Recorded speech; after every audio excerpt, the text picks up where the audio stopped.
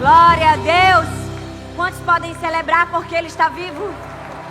Glória a Jesus. Pode sentar no seu lugar.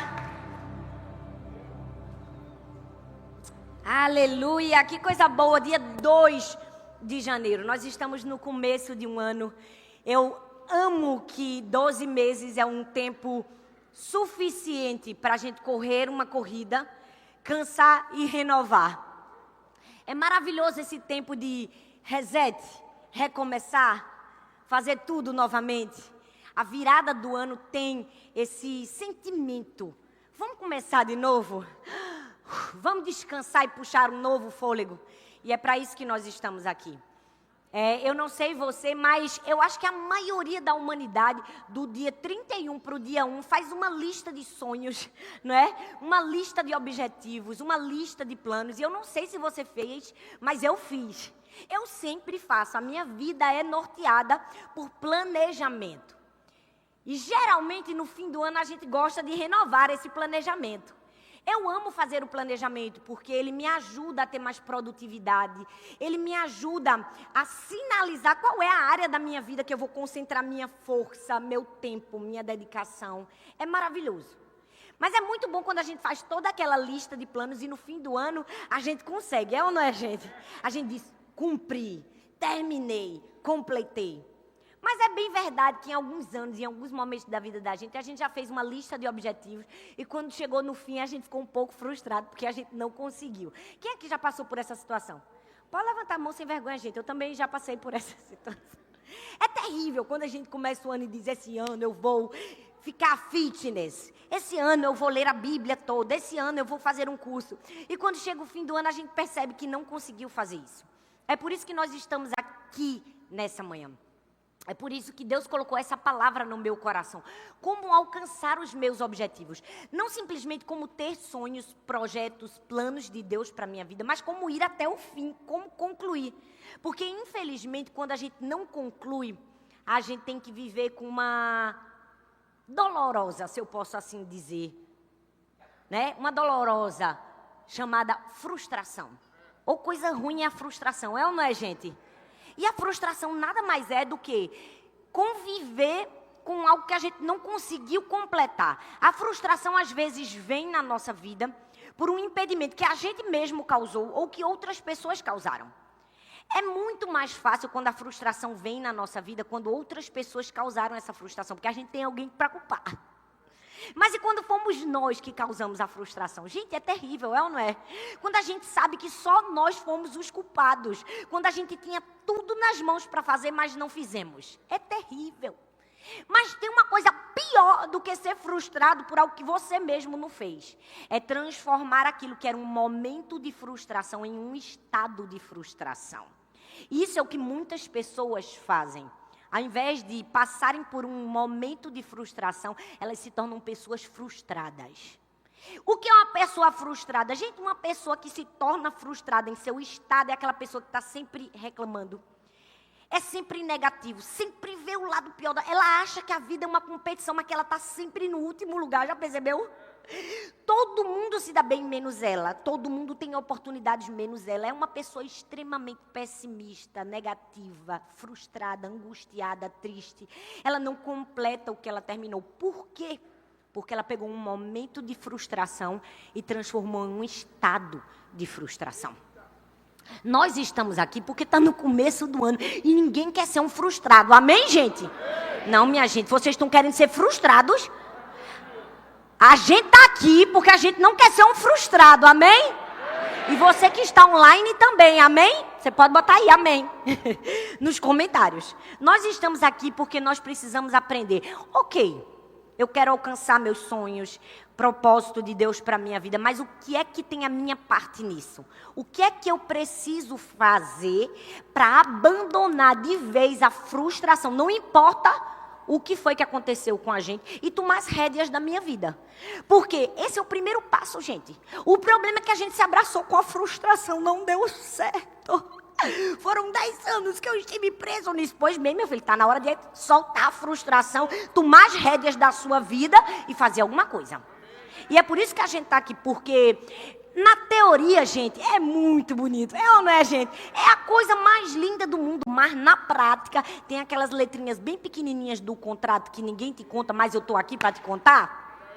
O que você precisa fazer para chegar no fim, cumprir o propósito de Deus para a sua vida. E eu não vou falar isso de mim, nem de ninguém, nem de experiência de ninguém, mas da palavra de Deus. Eu amo que a Bíblia tem resposta para tudo. Esses dias eu estava com essa palavra queimando no meu coração. O Senhor falou comigo sobre o rei Joás, já faz muito tempo, alguns anos atrás. E no último mês eu estava com tanta vontade que demorou até para eu achar minhas anotações sobre isso. Mas hoje eu queria compartilhar, especialmente porque esses dias na minha rede social eu postei uma foto das minhas duas filhas, Sara e Laura, com uma pilha de livros. Quem viu essa postagem aqui? Sara tem 9 anos e leu 13 livros. Laura tem 8 anos e leu 14 livros. E aí você pode pensar, uau, meu Deus, maravilhoso. Não foi tão maravilhoso assim não. Não foi assim, de repente elas acordaram pela manhã e disseram, eu resolvi ser uma leitora assídua e todos os dias da minha vida eu lerei. Não. Teve todo um planejamento e um esforço por trás. Eu tive que comprar os livros, selecionar os livros.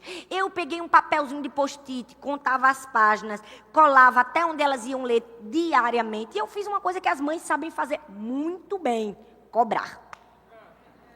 Mas eu podia ter comprado o livro, ter feito o post-it do livro, ter cobrado as minhas filhas.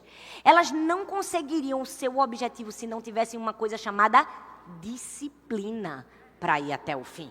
Eu posso ter feito tudo para ajudar as minhas filhas. Se elas que estão aqui não tivessem decidido através da disciplina ir até o fim, elas não iam conseguir.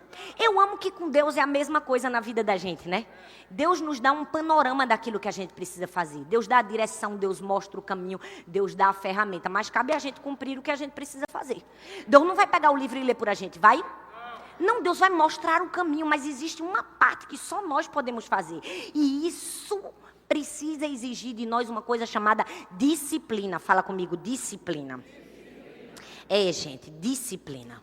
É por isso que essa é uma palavra, não é de motivação. É uma palavra de encorajamento para você. Porque a motivação é aquela coisa assim, você vai conseguir. A motivação coloca a gente no colo e leva a gente no lugar que a gente precisa ir. Mas eu não estou aqui para te dar uma motivação. Eu estou para te dar um encorajamento bíblico. O encorajamento não te coloca no braço. Ele te dá a força suficiente para você andar com suas próprias pernas e chegar no fim confiando em Deus. Então é para isso que você está aqui. Para você ser encorajado. Você seja tão cheio da presença de Deus, para que com as suas próprias pernas você seja conduzido ao seu destino, confiando que com Deus você vai conseguir.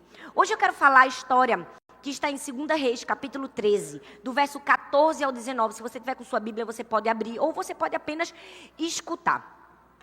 2 Reis, capítulo 13, do verso 14 ao 19, diz assim. Ora, Eliseu estava sofrendo da doença da qual morreria.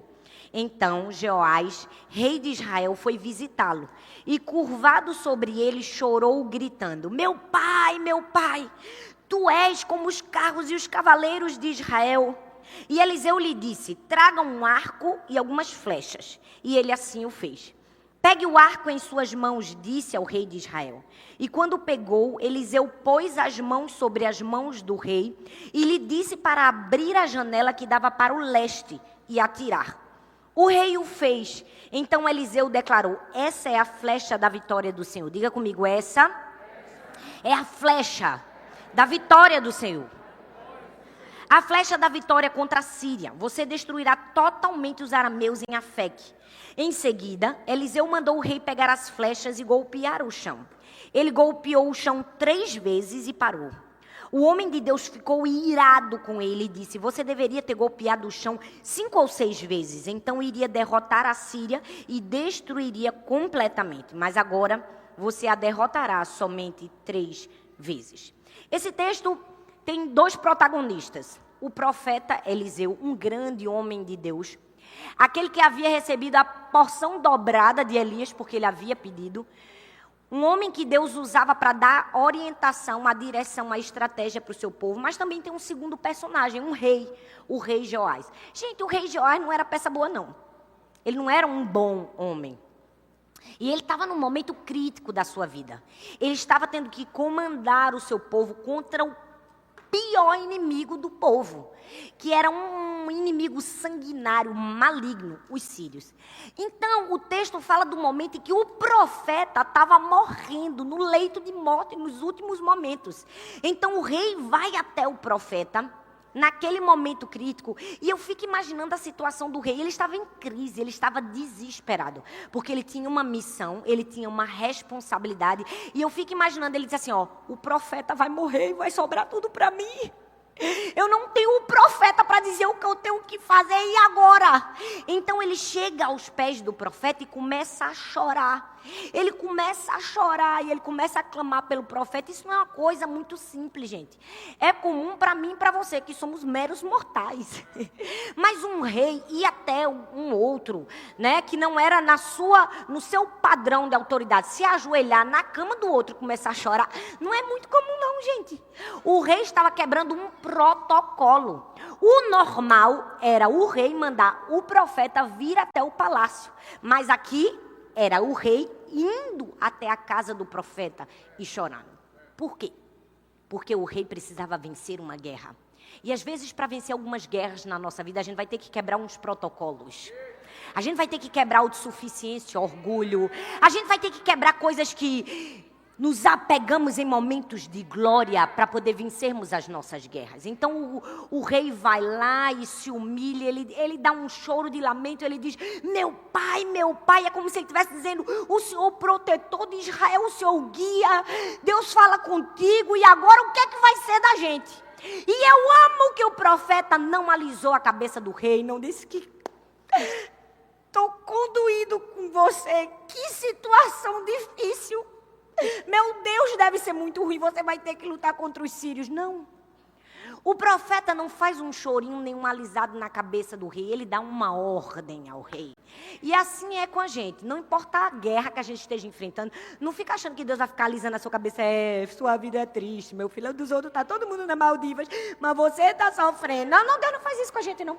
Não importa a aflição que a gente está experimentando. Deus vai nos dar uma ordem para sair dela. E hoje Deus vai me dar uma ordem, vai dar uma ordem a você do que fazer para chegar no fim do ano e não ser um frustrado. Amém, minha gente? Eu estou achando que tem gente aqui que ainda está um pouco frustrada. Porque nem um amém, nem um glória a Deus dá, gente. Amém, minha gente? Quem quer chegar no fim do ano e dizer assim, eu não sou um frustrado, eu sou um realizador. Hoje é o dia que a gente vai chegar nos pés do profeta e o profeta vai dizer, eu tenho a direção para você. Deus vai nos dar as direções que a gente precisa tomar para chegar até o fim. E qual foi a primeira direção? A Bíblia diz em 2 Reis, no capítulo 13, o verso 15 e 16.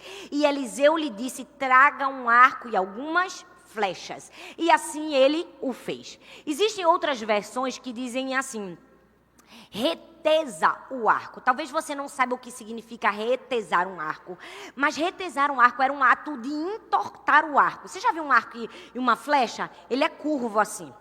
Mas naquela época nem sempre o arco ficava curvo com aquela linha, porque facilmente empinaria. Então ele ficava reto e na hora que a pessoa precisasse usar, ela ia retesar o arco, ou seja, ela ia entortar o arco, colocar a linha e atirar a flecha. Ou seja, retesar o arco era um exercício que demandava tempo, esforço. Imagina a força para dobrar uma madeira. Era exatamente isso que o profeta estava mandando ele fazer. Isso significa o quê? Que para a gente vencer as nossas guerras, a gente vai precisar de compromisso. Fala comigo, compromisso.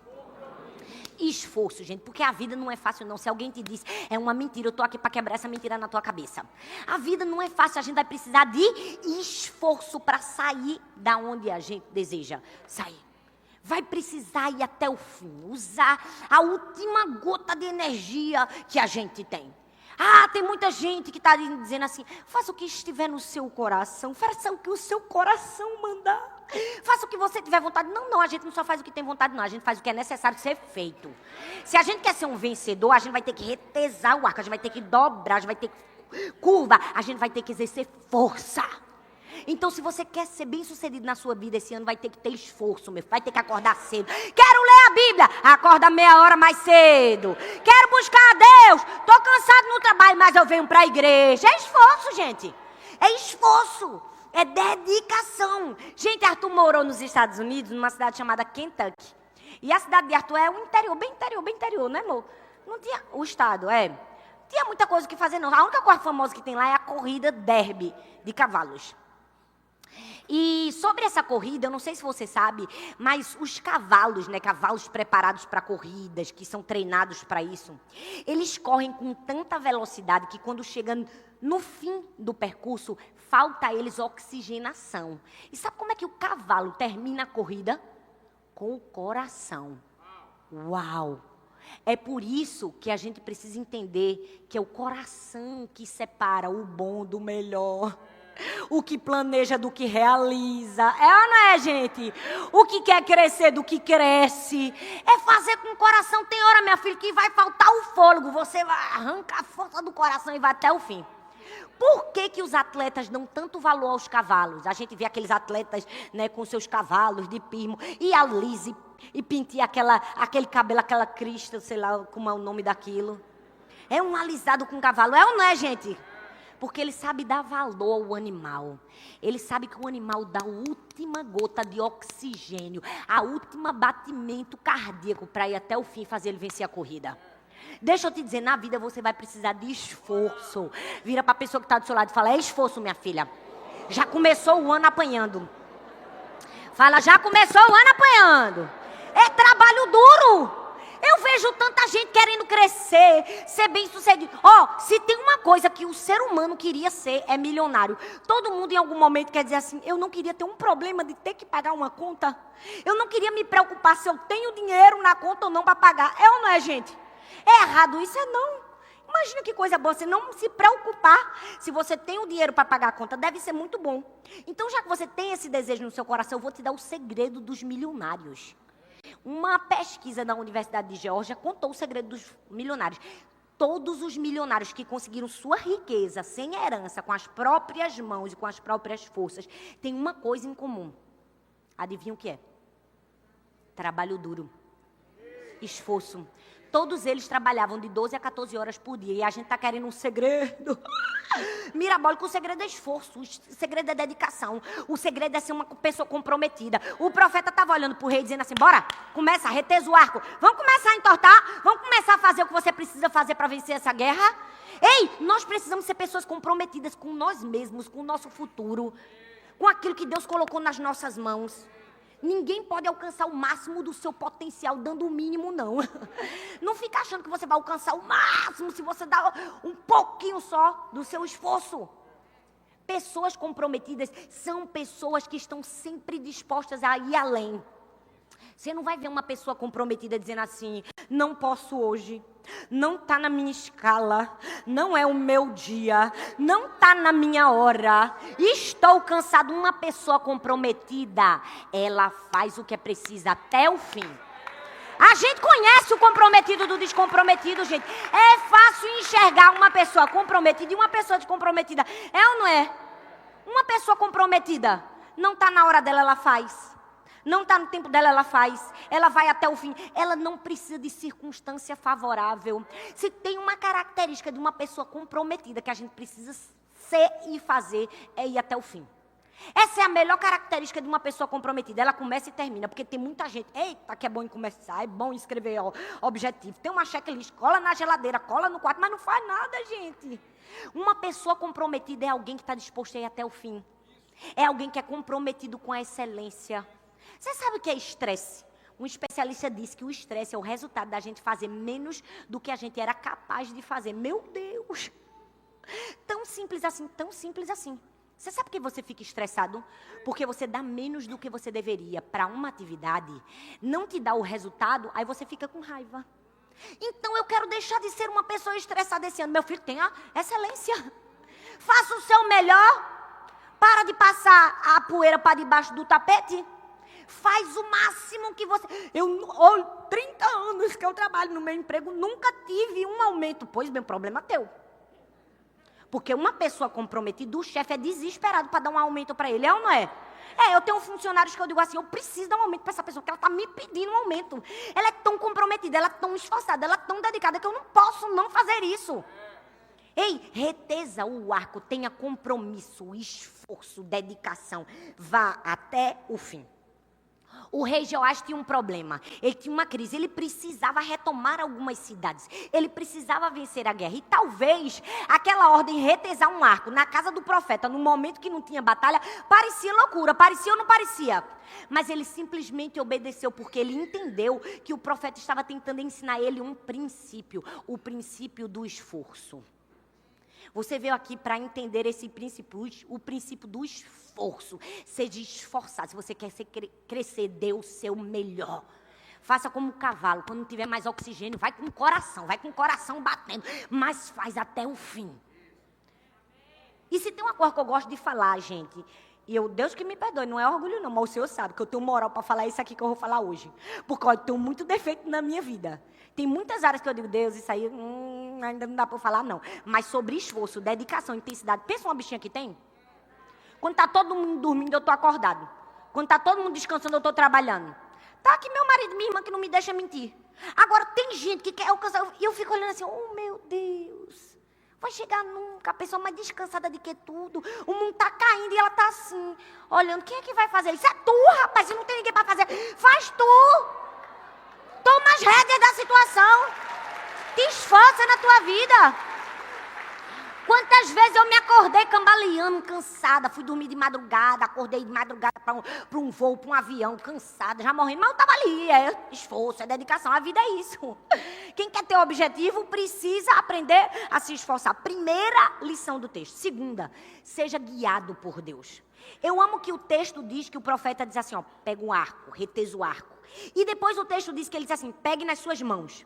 E quando o rei pegou, o profeta Eliseu pôs as suas mãos sobre as mãos do rei.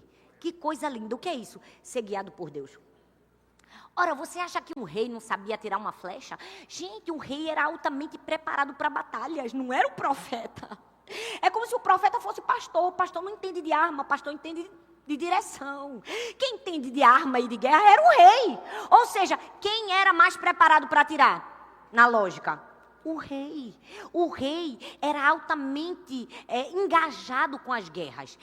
Os reis não apenas comandavam, tinham reis que iam para a guerra. Eles usavam carros reais e eles, naqueles carros com arco e flecha, eles passavam com velocidade de um campo a outro da batalha para mostrar poderio, liderança. Então, o rei Joás sabia o que era uma guerra, sabia o que era um arco, sabia o que era uma flecha. Era como se fosse o rei e o príncipezinho. Imagina, eu sou um rei, eu tenho um filho, um príncipezinho. Desde pequenininho eu vou ensinar meu filho a fazer o quê?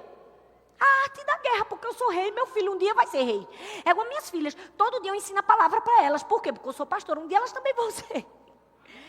Agora, Joás cresceu nesse ambiente, aprendendo a guerra.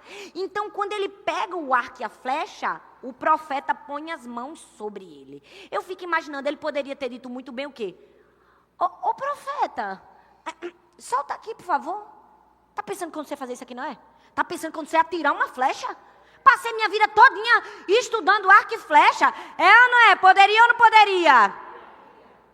Profeta, por favor, vai atrapalhar a minha pontaria. Quantas vezes a gente deixa de chegar no objetivo que Deus tem para nós? Porque, infelizmente, talvez aquelas objeções que poderiam ter surgido no coração do rei surgem na nossa vida. A autossuficiência, né? Tá pensando que eu não sei fazer isso aqui? Quantas vezes Deus está querendo colocar as mãos sobre as nossas mãos na hora de atirar e a gente está que nem um burro, empancado no lugar. Deus está dizendo, deixa eu fazer com você. Eu faço sozinho. É porque se tem uma coisa que o burro faz é empancar no lugar. Você já viu um burro empancado? Alguém pode bater nele, ele é capaz de ficar no lugar por muito tempo, mesmo apanhando. Às vezes eu olho para a gente e digo, Deus me perdoe, gente, mas às vezes a gente é meio burro. É ou não é, gente? Deus está dizendo, meu filho, faça isso, meu filho, faça isso, meu filho, faça aquilo. E não somente isso, Deus diz assim, eu estou aqui, deixa eu te ajudar, deixa eu pegar na mão. E a gente fica assim, empancado. Eu não sei, eu não consigo ver nada. O profeta estava pondo as mãos sobre o rei para dizer assim, olha, mais importante do que sua arte, sua capacidade de saber o que fazer é permitir que a mão do Senhor te direcione. Permitir que a mão de Deus te guie. Eu conheço pessoas que empacam mesmo ouvindo a direção de Deus, que ficam paralisados mesmo ouvindo uma ordem de Deus. Pessoas que endurecem seu coração, que não permitem que Deus coloque a mão no arco. Pessoas que não permitem Deus guiar. Às vezes, sabe, gente, a maior vitória que a gente vai ter na nossa vida não é uma conquista, é permitir-se ser guiado por Deus. É permitir deixar as mãos de Deus pegar no arco e na flecha. É permitir ouvir pessoas significantes para nós. Talvez a maior vitória que você vai ter esse ano não é nem sair do lugar, é permitir Deus te guiar. É permitir-se ouvir a sabedoria de alguém que tem para te ensinar. É sair da paralisia que você está. Então seja guiado por Deus. Tenha esforço, seja guiado por Deus. Terceiro conselho, tenha foco. Fala comigo, foco. O que é que o profeta mandou ele fazer em seguida? Ele disse assim, abra a janela. Ele disse assim, abra a janela. O que é que janela significa? Janela significa visão. Nessa lição do rei, do profeta ao rei, é Deus falando comigo, com você, meu filho. Quer chegar no fim do ano e ter cumprido seus objetivos? Abra a janela, ou seja, tenha foco. O Oriente era a direção onde estava o inimigo de Israel. Ele disse assim, olhe para onde você tem que olhar. Por que a gente não chega no fim do livro? Porque a gente quer começar um livro, aí depois vem outro. Vou ler esse aqui agora. Aí lê esse daqui. Não, vou ler esse aqui agora. Vou ler esse aqui. A gente quer começar um curso. Não, mas esse é tão mais legal. Eu acho que eu vou fazer esse aqui também junto com esse. Acho que não vai me atrapalhar, não. A gente não tem foco, por isso que a gente não chega até o fim. Deus estava olhando para o rei, através do profeta, dizendo, meu filho, olha para a janela. Foca nos sírios. Eu quero que você tenha visão. Eu quero que você tenha foco. Na vida, para a gente vencer, a gente vai ter que ter foco. A gente vai ter que delimitar o que a gente quer fazer. A gente vai ter que delimitar o nosso alvo, o nosso objetivo. Ele não podia atirar para qualquer lugar. Podia?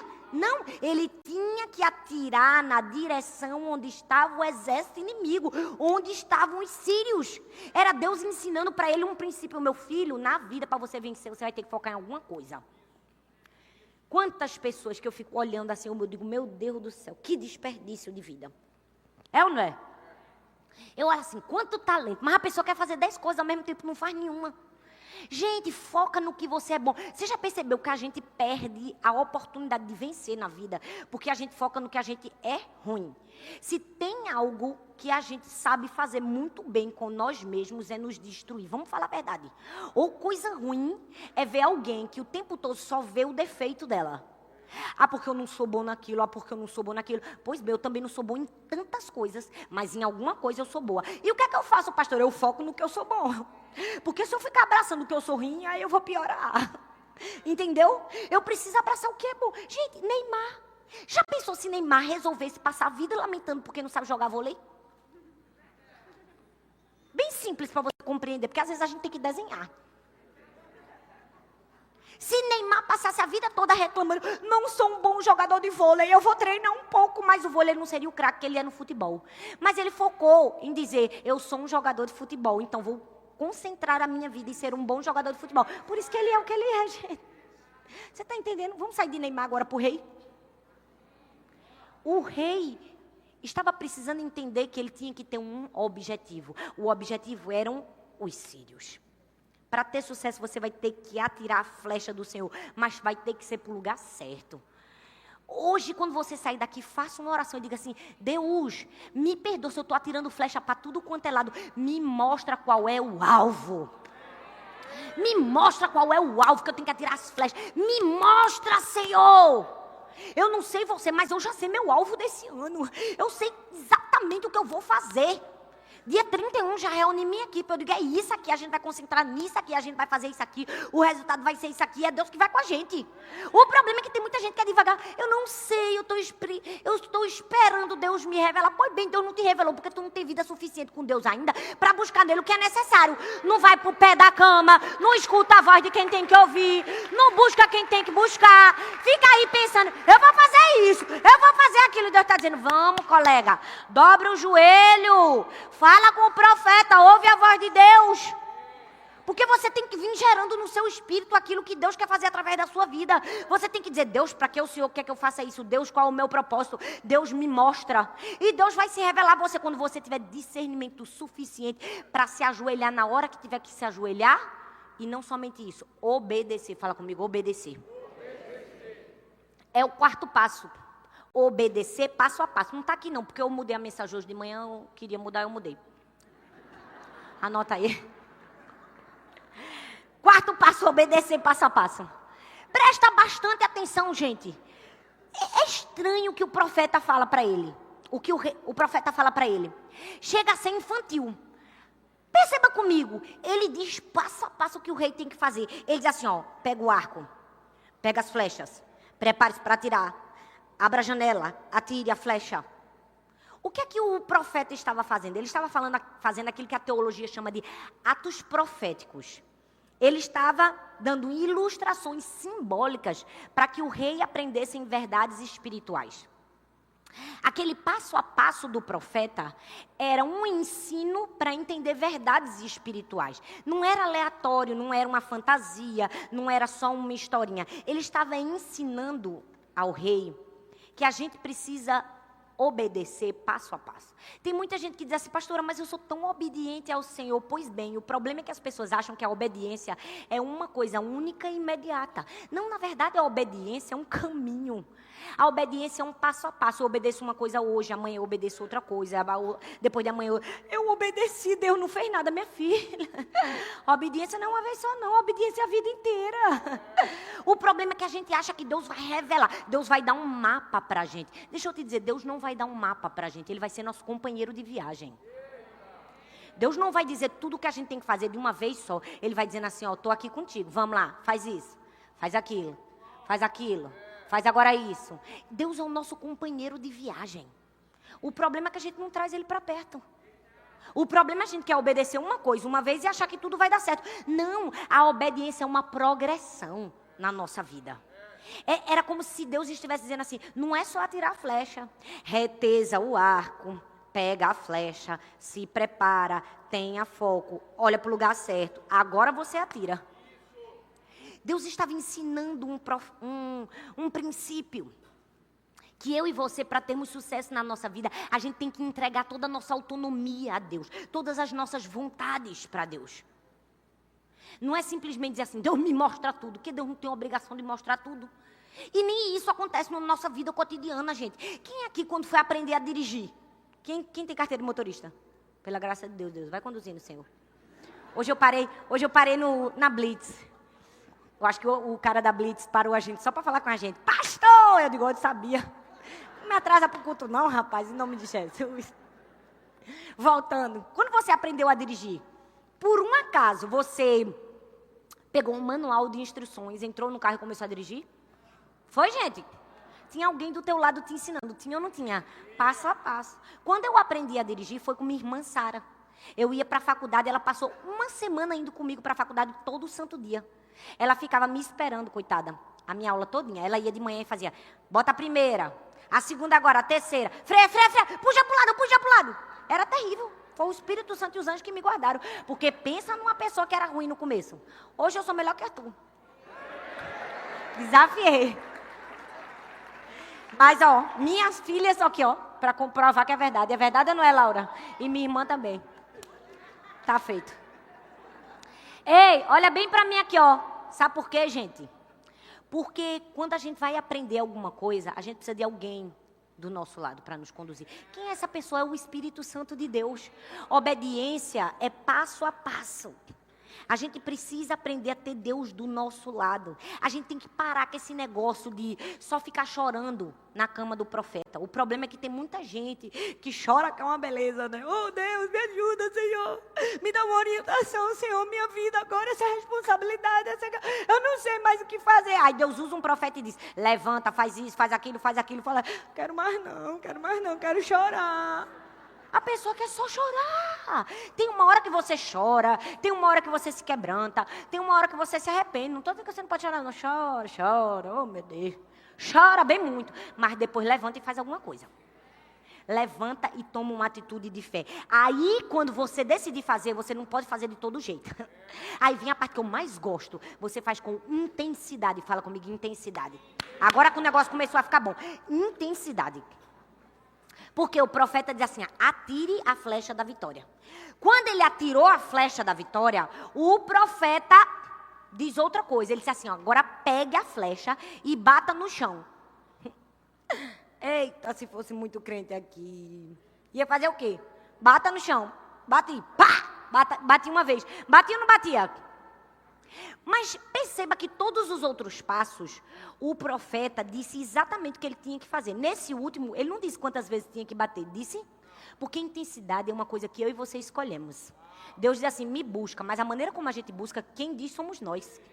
A intensidade quem dá sou eu. É por isso que quem busca muito recebe muito. Quem busca pouco recebe pouco. A intensidade quem dá sou eu e você. O grau sou eu e você quem decidimos. Aí ele disse assim, agora golpeie o chão. E aí o rei vai e golpeia o chão. Mas não golpeia da maneira que tinha que golpear. Golpeia 3 vezes. 1, 2, 3. O bichinho estava indo tão bem. Dá uma pena. Não é? Porque estava indo tão bem, tão bem, tão bem. De repente ele dá uma pancada igual um burro. De repente ele dá uma desanimada. Falta ele o quê? Fervor. Falta ele intensidade. Ele abortou a bênção completa. O profeta ficou tão indignado que disse assim, ó. Você poderia ter aniquilado os sírios. Se você tivesse feito isso umas 5 ou 6 vezes. Mas porque você fez só 3 vezes, só 3 vezes você vai vencer os sírios. Meu Deus, eu acho que nessa hora está com aquela musiquinha. Cuê, cuê, cuê, cuê, cuê. Ou seja, você vai ter... É como se Deus estivesse dizendo assim, vou te permitir ter uma parte da bênção, mas você vai perder a plenitude. Quantas vezes a gente tem uma parte da bênção, mas perde a plenitude por falta de intensidade? Deixa eu te dizer, não adianta de nada você vir aqui. Uau, meu irmão, a palavra hoje foi fogo, mas não fazer nada com a palavra que você recebeu hoje. Você precisa ter intensidade para começar e terminar. Intensidade para bater no chão quantas vezes fosse necessário. Eu fico imaginando, se o profeta tivesse dito quantas vezes, ele ia ficar lá até o chão furar. O problema é que a gente fica esperando Deus fazer tudo na nossa vida. Dizia até quantas vezes a gente vai bater. Não, meu filho, tem coisas que cabem a você e a mim. Tem coisas que ninguém mandou, eu vou fazer 10 vezes. Não vou fazer 20, não vou fazer 30, eu vou fazer até a minha exaustão. É aí que vai determinar se você tem a bênção completa ou a parcial. É aí que vai determinar se você tem a plenitude ou se você acha que você está obedecendo. Porque deixa eu te dizer, 99% de obediência é desobediência. Não fica achando que bater 3 vezes está obedecendo, não. Você está desobedecendo, você está faltando ir até o fim. Joás perdeu a plenitude da bênção. Eu fico imaginando o pobre do profeta, doente, morrendo. Depois de uma raiva dessa, gente, a Bíblia não diz não, mas eu gosto de imaginar. Vocês sabem que eu gosto de imaginar. Eu tenho para mim que ele estava tão doente, quando ele disse assim, olha, gente, o profeta disse para o rei, essa é a flecha da vitória do Senhor. Ele disse ou não disse? Disse não, minha gente. Disse. Meu irmão, se o profeta tivesse dito assim para mim, Thalita, você está na sua mão, com a flecha da vitória do Senhor. Agora, bata. Meu irmão, eu ia bater até furar o chão. Eu estava com a flecha da vitória do Senhor. Ele só bateu 3 vezes. Eu acho que a raiva do profeta foi tão grande que ele morreu. Então, para mim. Depois dessa, deve ter morrido de desgosto. E eu ainda vou inferir mais. Vou fazer uma hermenêutica, talvez um pouco troncha. Mas estou com vontade, vou fazer. Toda falta de intensidade leva à morte. Morte dos sonhos, morte do projeto, morte dos relacionamentos. Escolhe ser uma pessoa morna em tudo que tu faz na tua vida, para tu ver se não morre. É ou não é? Morre. Produziu morte. Ei, a flecha da vitória é do Senhor, mas o esforço é seu. Vira para a pessoa que está do seu lado e fala assim, ó, hoje tu veio para apanhar. Fala para ela, o esforço é teu. Quantas vezes tu vai bater? Fala com ele, para de ser preguiçoso em nome de Jesus. Amém, minha gente? E por fim, o que é que a gente precisa entender? Entender que a vitória pertence ao Senhor. Gente, eu amo que Deus começa. Ele dá um meio apoteótico que ele termina no clímax. Ele termina da melhor maneira possível, porque o texto diz no versículo 17, a parte C do versículo diz assim, Deus vai conseguir a vitória contra a Síria. Sabe o que é isso? Um tapa na cara do rei. E um momento de ensino de humildade do profeta. Era como se o profeta estivesse dizendo assim para o rei: rei, presta bastante atenção. O que vai fazer você vencer a guerra não é a unção que eu tenho, não é a estratégia mirabolante que eu te dei do arco e da flecha, não é o poder que Deus colocou sobre mim. Não. O que vai fazer você vencer a guerra é o Senhor. Porque a vitória pertence ao Senhor. O que é a vitória? É a presença de Deus andando com a gente. Tem gente que acredita a vitória, a ideia estratégica e linda que ela teve. Não tem ideia boa que se não tiver a mão de misericórdia e de graça do Senhor que aconteça. Você pode ter a melhor ideia, a melhor estratégia, você pode ouvir o profeta pode ser cheio da unção, ele pode ter a porção dobrada de Elias, pode ser o homem do manto, do fogo, bota a mão na minha cabeça, fala em língua, pode ser tudo isso. A vitória pertence ao Senhor. Eu amo que se você ler a Bíblia, você vai ver que várias vitórias gigantescas tiveram estratégias, ridículas. Era Deus nos ensinando que a vitória pertence a Ele. Porque a pessoa matar um gigante com 5 pedras e um pedaço de pau, a pessoa derrubar a muralha com um grito, vamos falar a verdade, 300 contra 100 mil, não gente, se a Bíblia não estiver ensinando um preceito e um princípio espiritual por trás de cada batalha dessa, eu não sei o que está ensinando. É Deus dizendo assim, a questão aqui não é estratégia, a questão aqui é quem vai dar a vitória. Porque, sinceramente, gente, eu nunca vi, Deus é maravilhoso. Ele disse assim, vamos ganhar a guerra, colocando como pelotão de frente todo mundo para cantar. Dá vontade de rir, dá ou não dá? É Deus dizendo assim, para de ficar achando que a estratégia sua é o que vai te fazer vencer. A vitória pertence ao Senhor. Você pode botar no papel, essa hora tinha que ter dado uma palma.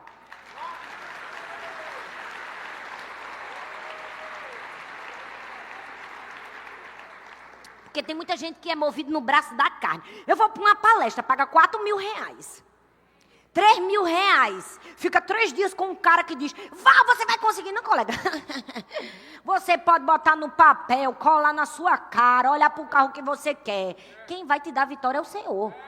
Você se esforça, faz a sua parte. Não estou dizendo que não faça não, meu filho. Faça porque eu faço. Eu boto os planos, objetivos. Eu trabalho, eu me esforço, eu faço tudo.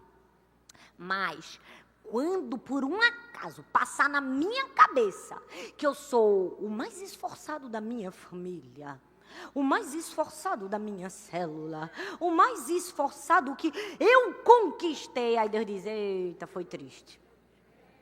Porque a vitória pertence ao Senhor. Você pode ter a estratégia certa, alguém pode dar um arco, uma flecha, uma pedra, um estilingue. Você pode receber qualquer coisa, pode ser mirabolante. Como eu costumo dizer, tive uma ideia de gênia. Se não tiver a mão do Senhor, não tem favor, graça e sucesso no fim. Eu amo que chegou o fim da história. E tem algo peculiar no fim dessa história. Tem um momento que o rei está chorando e o profeta põe as mãos sobre ele. Eu fico imaginando, não deve ter sido fácil para o rei ir até o profeta. Por quê, gente? Olha bem para mim aqui, ó. O rei era um homem mau. O rei não era o profeta. O rei era um pecador. Talvez ele pudesse ter pensado assim, não vou para o profeta, não. Ele fala com Deus, ele tem uma ligação direta. Deus vai mostrar para ele todos os meus pecados. Deus vai mostrar para ele todos os meus erros. Eu que não quero estar junto do profeta. Mas eu amo que o rei quebrou essa barreira e foi até onde ele precisava chegar. Foi chorando, com medo, foi se humilhando.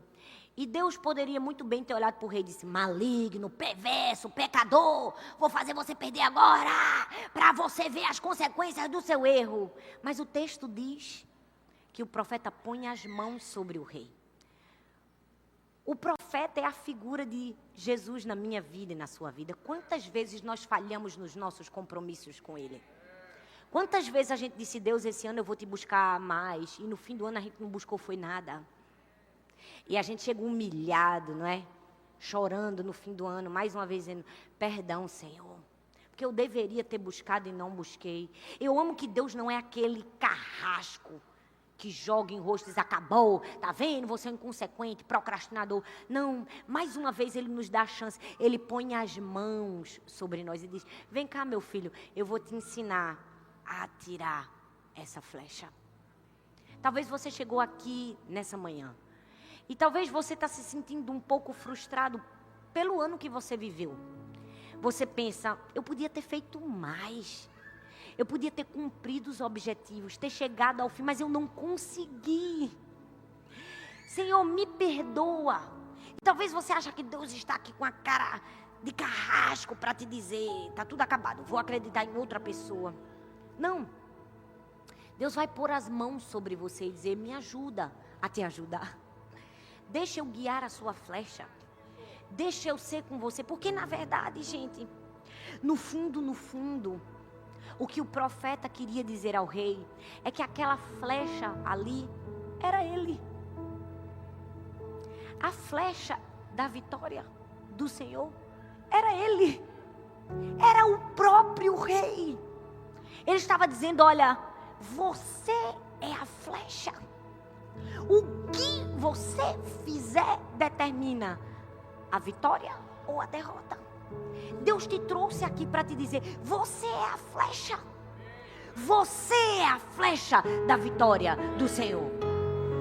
O que você vai fazer com a sua vida? Você vai se esforçar. Você vai abrir a janela, ter foco, visão. Você vai obedecer passo a passo. Você vai permitir que as mãos do Senhor te conduzam.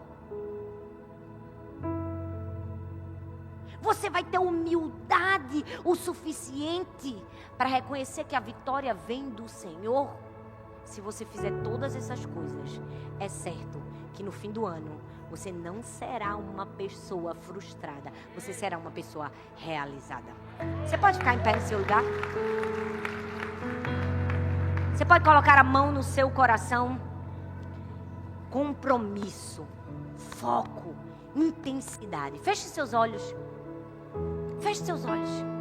Não deixe nada atrapalhar esse momento que você vai ter aqui com o Senhor. Ai, meu Deus. Mas 2022 já começou tão difícil. A pressão é o que gera poder. Está nas suas mãos. Você é a flecha. O Senhor te trouxe aqui para dizer, você é uma flecha